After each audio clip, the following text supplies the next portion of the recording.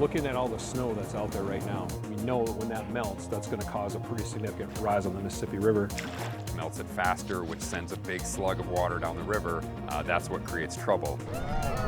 Every foot that we build in permanent flood control is one less foot that we have to put up on a temporary basis if we see the river start to rise. Can't get any worse than it did that first. We got through that, right?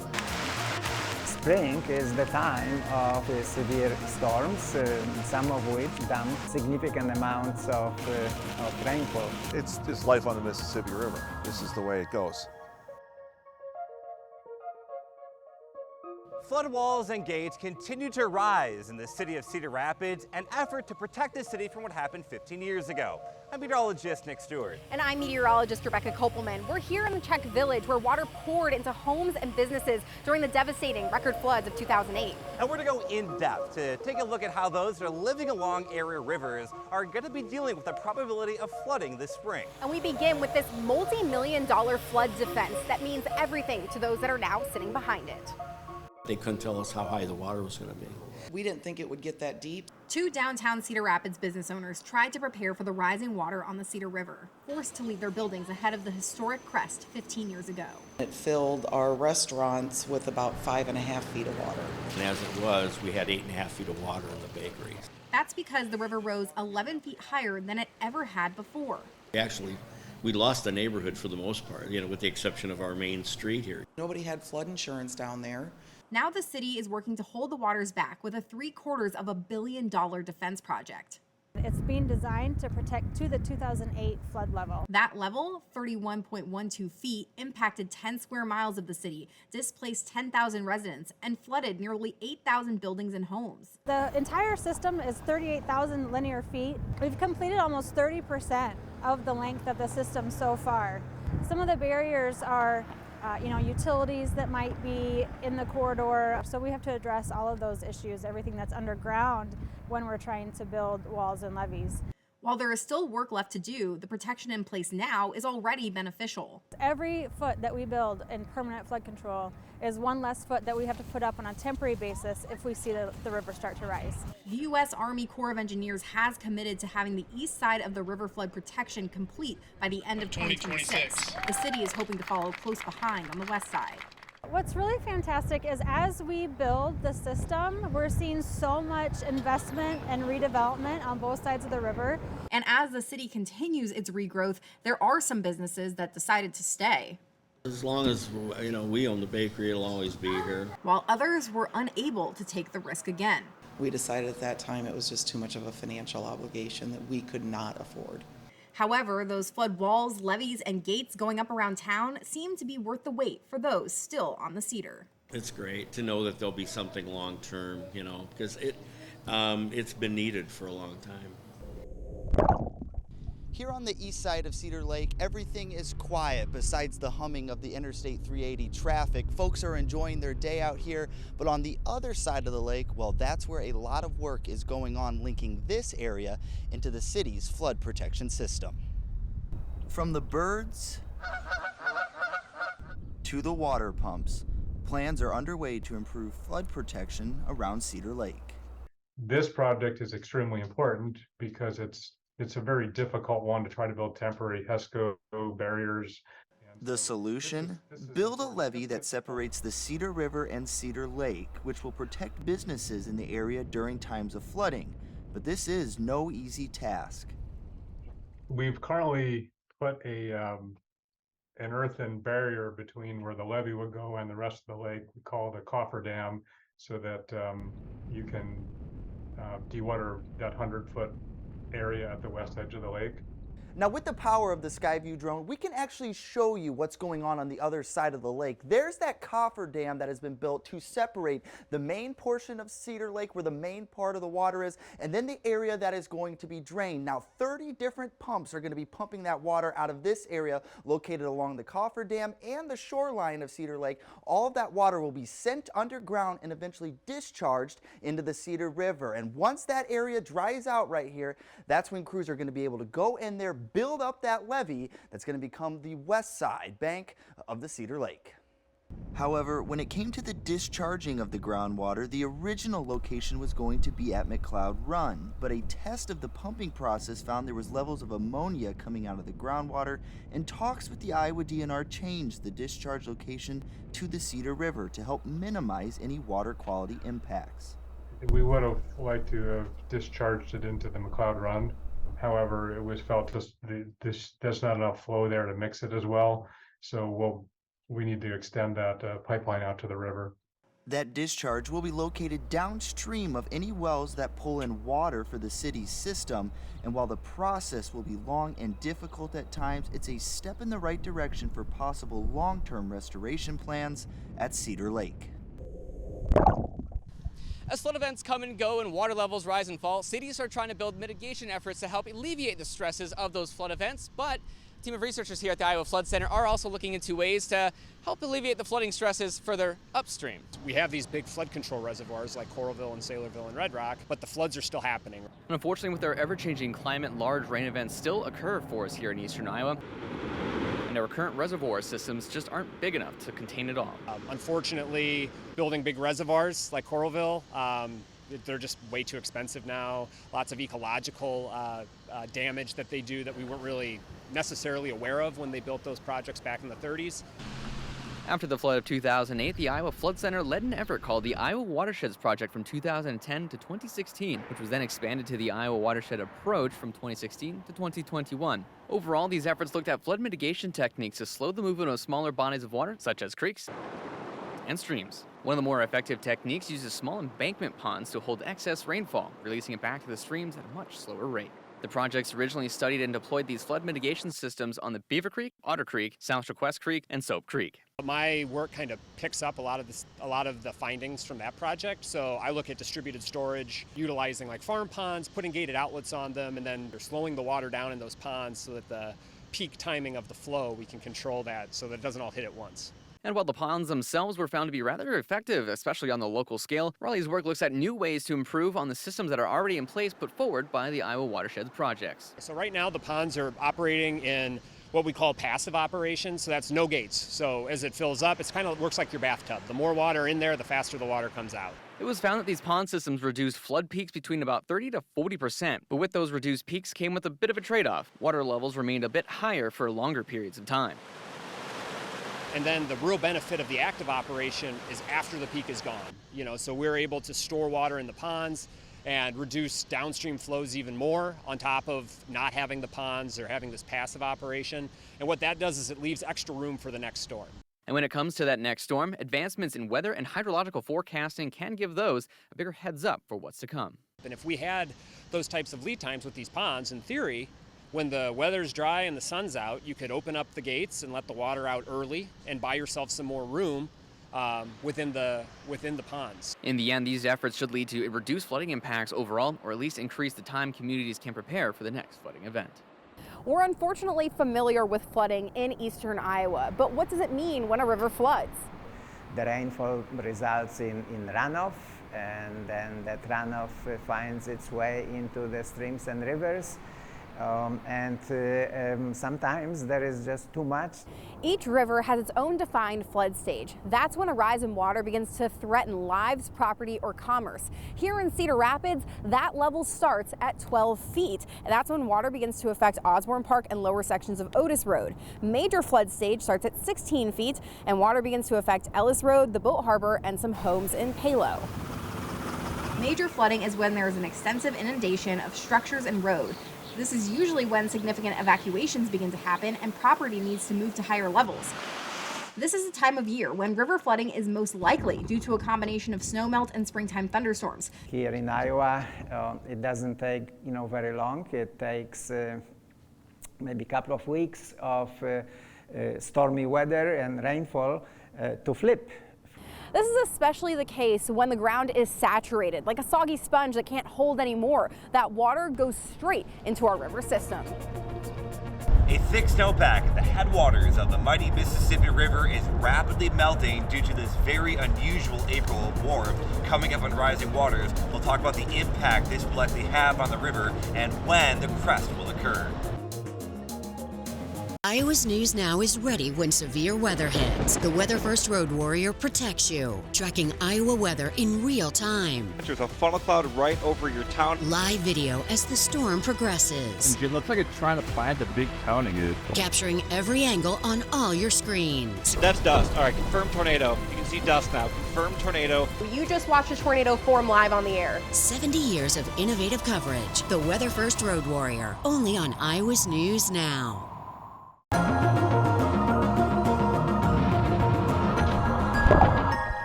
Near the Twin Cities, the National Weather Service keeps a very close eye on the Mississippi River, watching many factors. The biggest concern so far this year is the fact that snow still covers the ground, especially off to the north, near the headwaters of the Mississippi, the deeper though we get in the month of April. At what point do we start getting exponentially concerned about the snowpack still kind of lingering? Yeah, that's happening right now. Forecasters at the North Central River Forecast Center continue to watch the evolving river conditions in the upper Midwest as a thick snowpack containing a lot of water remains in place through the first week of April. This snowpack contains 4 to as much as 8 inches of water built up during the course of the winter season. The storm tracks seem to be repeatedly from the Dakotas across Minnesota into northern Wisconsin. So we saw storm system upon storm system just keep bringing more and more snow to that area. Part of the reason for major flooding forecast downstream of the Mississippi River from here in the Twin Cities is the fact that right here, we just experienced the second snowiest season on record. 89.7 inches fell, less than 2 inches away from the all-time record. And as that continues to flow downstream, we're going to be looking at several weeks to a month period of really elevated high water along the Mississippi. So any significant rainfall we get through the rest of April and into early May, the river's already high. So we add all that additional tributary rainfall that could really fall on top of an already high river. Right here on Iowa's News Now, confirmed tornado. An active winter is being followed by an active spring, with several days of severe weather and heavy rain already taking place in the state of Iowa. With an active period of weather forecast to continue through April, hydrologists watching the river are worried heavy rainfall may coincide with a crest, the worst combination. It's a busy time. It really, we watch the flood stage pretty good. In Dubuque, businesses along the Mississippi are preparing for the rise in water. At Yardarm Bar and Grill in the Dubuque Marina, the opening of the season comes with the likelihood of increasing water levels. The docks move with all that water coming up. Everything flexes and it breaks, and metal just, it sometimes can't handle that, fast of a rise in water. A crest near major flood stage, which is the current expectation, won't inundate the main building. However, this could cause a stoppage of boat traffic on the river, hurting business. So this is the water content. Back at the River Forecast Center, the upcoming weeks will be filled with constant monitoring of the river levels, melting snow, and every storm system that may drop rain or snow in the region. The key point this spring for those living along and operating on area rivers is to keep checking river forecast frequently, as things can change quickly. It's all about timing. If you get the crest on a tributary comes in at the same time the crest is happening on the Mississippi itself, that just magnifies everything and makes it even higher. So it's all about timing. And this spring, several weeks of high water are looking likely on the Mississippi River. Coming up on Rising Waters, we'll talk about the impact to commercial traffic, the impact to your wallet, and how the U.S. Coast Guard is keeping the river safe. Iowa's News Now's cameras first switched on 70 years ago. This is a great day for us. Ever since then, our pioneering news team has been dedicated to you. Can I ask you guys what you're dumping?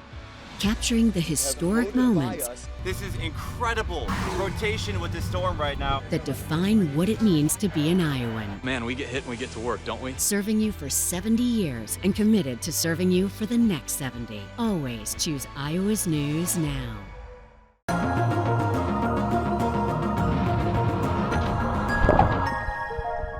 Every spring, there's a delicate balance of barge traffic moving up and down the mighty Mississippi River, transporting critical agricultural goods. But a flood this spring on top of a drought last autumn could have ripple effects on the agricultural economy.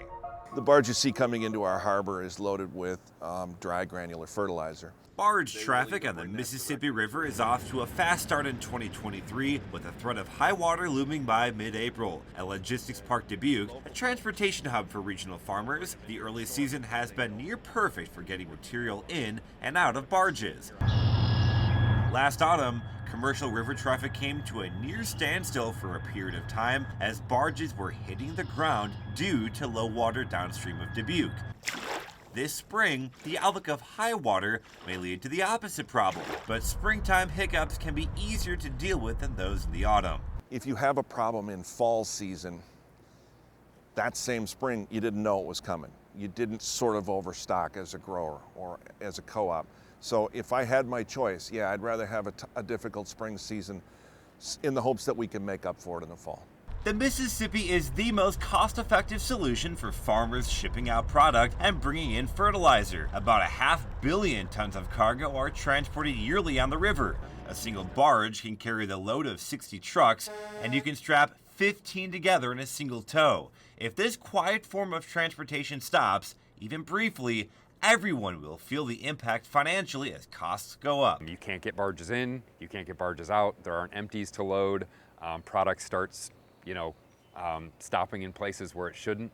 So you just get delays and people have to either use other modes of transportation, which aren't as efficient as the barge, or product just sits. But if it happens, our customers will be watching out for it. We'll be working with them, trying to figure out how we do things in different ways. Heading into mid-April, Mississippi River traffic continues to flow, but the river also continues to slowly rise. The river is forecast to move into flood stage at 17 feet Tuesday, April 18th, and the probability of reaching major flood stage of 21.5 feet is greater than 50% by the end of the month. Where are maybe some of the maxes of just how high the water can go before kind of your operations are interrupted? For us, anything above 19, it starts to impact our operations fairly severely. 6 months ago, we're talking about drought in the south, whether that would carry up north. Now we're looking at the exact opposite. It's just life on the river. And commercial traffic on the Mississippi River may be impacted due to high water, but the U.S. Coast Guard is doing everything that they can to not only keep the river open as long as it can be, but also make sure that the channel is clearly marked.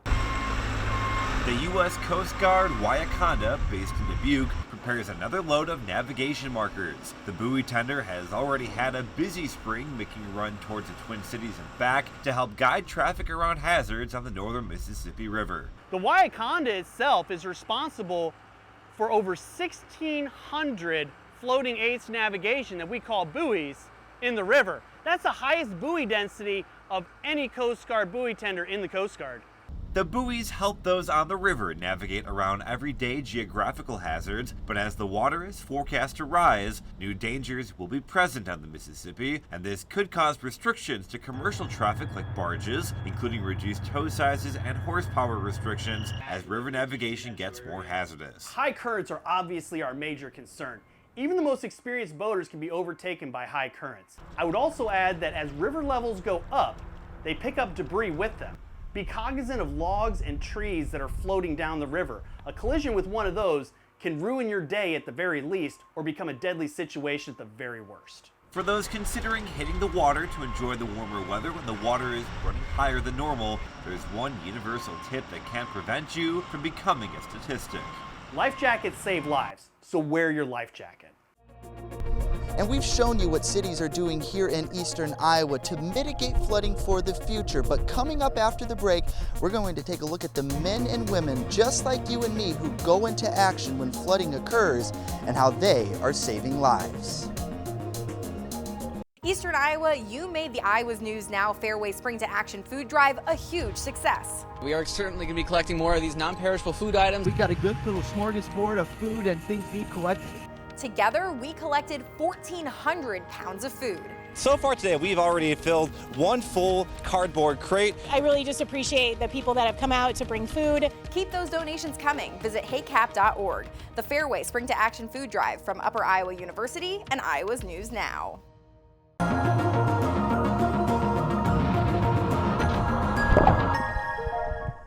Depending on where you live, flooding is sometimes unavoidable, and when the waters begin to rise, it's people just like you and me who spring into action to help. The sweet sound of water. It's amazing how it can go from a scene like this to this. And when rivers are no longer in their banks, it's firefighters like Captain Tina Humston of the North Liberty Fire Department who are ready to help. So we are set up to provide water rescue. We have a couple different pieces of equipment. That equipment, essential in giving rescue workers the best chance to help people in a water rescue. From the main boat to the life jackets and wetsuits, everything has a purpose. And while having the equipment is great, the training is key. And that's why the North Liberty Fire Department gets out on the water at least once per year to practice all different types of water rescues. As far as training when we're out there, we have water rescue ropes. We practice actually rope throwing multiple times, and then putting on the water rescue suits very quickly, and then going out into the water and effecting the rescue. And this training saves lives. According to NOAA, flood-related deaths are only second behind heat-related deaths over the last 30 years. And a piece of equipment helping give firefighters more of an upper hand during flood rescues is an RDC, or Rapid Deployment Craft. This inflatable boat allows rescuers to reach places they normally couldn't with a regular boat during flooding situations. And that is a little bit more mobile than a boat. Obviously, we don't need a boat ramp to put that in the water. And no matter what, even if you're in the middle of an interview, Yes, I gotta go. these men and women will come running or swimming to your rescue. Many people moved their homes and businesses away from the river after the devastating 2008 flood, but one staple in Czech Village remains, even after being filled with over 8 feet of water. I guess we'll just start with your experience with the 2008 flood. Yeah. Well, when they told us a couple of days ahead that there was going to be a flood, but they couldn't tell us how high the water was going to be. So we really didn't know how much to prepare for. So what we did was we put everything up in the bakery about 2 or 3 feet. I can kind of see it sticks out a little bit from the original plaster up there because I knew the sheetrock wouldn't hold that up. And you said it was too... Just a couple of inches, just a couple of inches below the picture, yeah. Yeah, so the water was like 8.5 feet down. Yeah, over our heads. Oh yeah. It looked like somebody had taken an egg beater in here. Everything was all beat up and churned up and a mess, you know. Did you feel a lot of the community? Oh man, yeah, a lot of people came through and helped out. You know, people that we, it's really hard to talk about. People came and helped that we didn't even know. You know, total strangers came in and helped us clean up. It was great. After getting through that first one, it was like, it can't get any worse than that. So, you know, whatever, throw whatever you want to at us, you know. I mean, it's not going to get any worse than it was. As we approach the 15-year anniversary of the historic floods of 2008, it's important to remember that not every year is the same, but it is important to prepare. And of course, with a changing climate getting wetter and warmer, sometimes those extremes are getting more difficult to forecast. We want to keep an eye on those changing forecasts at iowasnewsnow.com. And thank you for watching on behalf of the WeatherFirst team and Iowa's News Now.